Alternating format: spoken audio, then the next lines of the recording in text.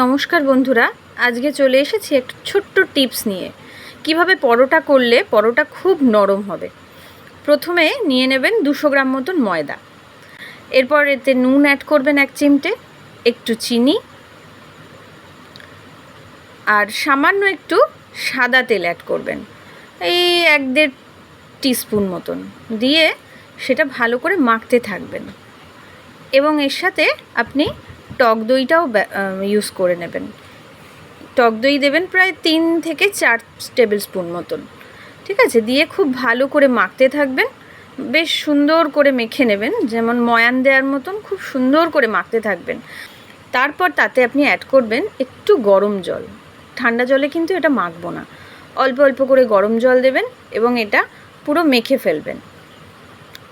বেশ সুন্দর করে একটা ডো বানিয়ে নেবেন, হাত দিয়ে ভালো করে চটকে চটকে সুন্দর করে একটা ডো বানিয়ে নেবেন।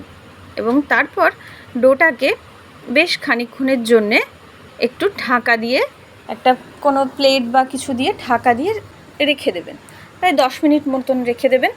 10 মিনিট রাখার পরে এর থেকে ছোট ছোট লেচি কেটে নেবেন।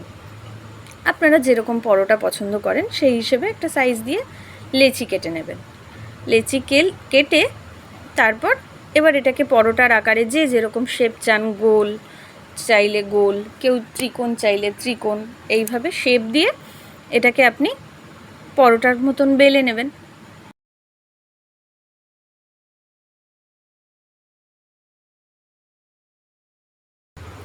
এবার তাওয়া গরম করে দেব।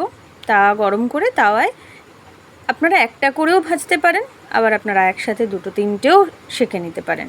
প্রথমে শুকনো তাওয়ায় ভালো করে পরোটাটা সেঁকে নেব।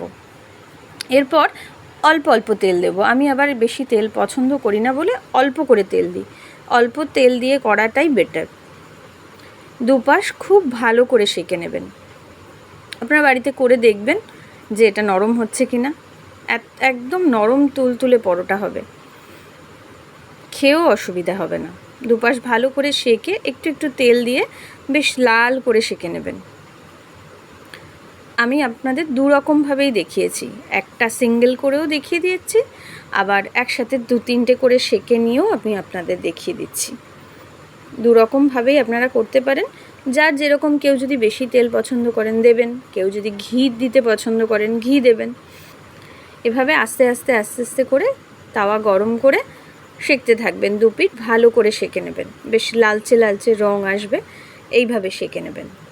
ব্যাস এভাবে সেঁকে নিলেই আপনাদের পরোটা রেডি। দেখুন ফুলে ফুলে উঠছে, দেখুন কিভাবে ছিঁড়ে গেল পরোটাটা। এত সুন্দর করে একদম নরম তুলতুলে পরোটা দারুণ করে ছিঁড়ে গেল, হাত দিয়েই দেখবেন ছিঁড়ে গেছে। এভাবে গরম গরম পরিবেশন করুন।